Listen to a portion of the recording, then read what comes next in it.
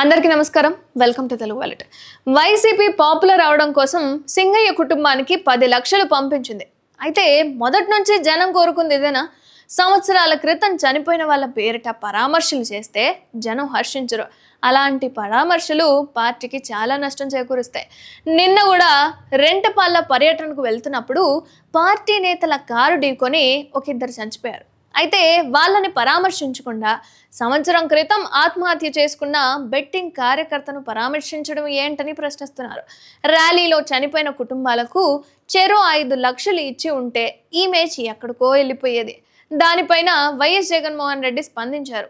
ఏటుకూరు రోడ్లో చనిపోయిన సింగయ్య దళిత కుటుంబానికి 10 లక్షలు చెక్ అయితే పంపించారు.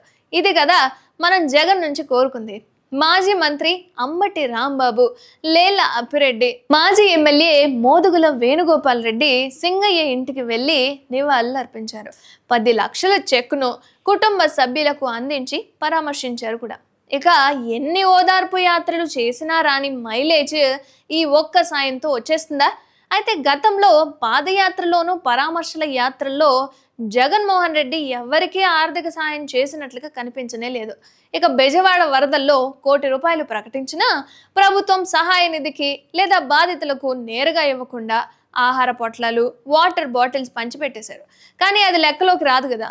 అయితే జగన్ ఓదార్పు యాత్రలు, పరామర్శలు ఒట్టి రాజకీయ యాత్రలే అని విమర్శలు వినిపిస్తున్నారు జనం. అయితే చూడండి, జగన్ గారు అధికారంలో ఉన్నప్పుడు అంతగా జనాన్ని పట్టించుకోను లేదు. చాలా కాలం తర్వాత వచ్చే పరామర్శ అంటే జనం నవ్వుకుంటున్నారు. జగన్ గారు మీరే తెలుసుకోవాలి, మరి మాలాంటి వాళ్ళు ఏం చెప్తారు చెప్పండి.